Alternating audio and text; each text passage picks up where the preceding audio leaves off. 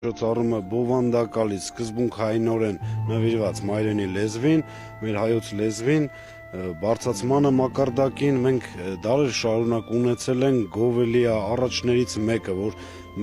մենք մեզանով վաստակել ենք այդ իրավունքը եւ հիմա չգիտես ինչի որոշ տեղեր, որոշ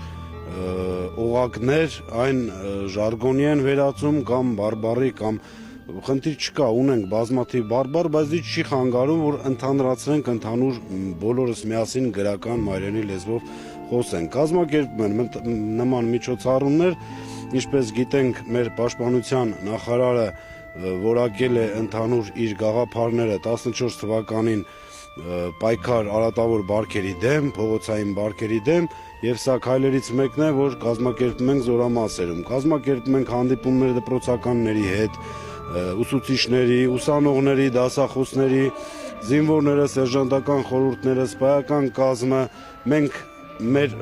ուսուցանում ենք, որպեսզի հետո ստանանք սերունդ, որը որ արդեն այդպիսին է գալիս զորամաս, արդեն այդպիսին է գալիս բանակ։ Իսկ բանակում արդեն շարունակական բնույթ է կրում,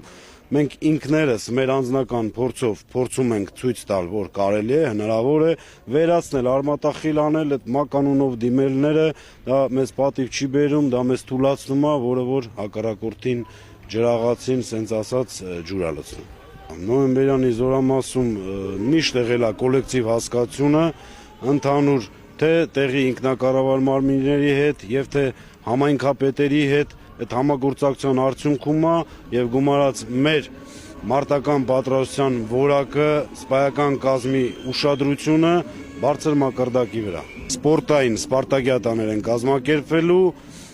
գյուղապետերի, համայնքապետերի, գյուղերի անձնակազմի ժողովրդի մասնակցությամբ անմիջապես պայմանագրային անձնակազմի հետ են լինելու շփումը, փոխհամագործակցությունը ժամկետային զինծառայողների նկատմամբ եւ միանշանակ կարևորում ենք ծնողների, վետերանների մասնակցությունը մեր միջոցառումներին։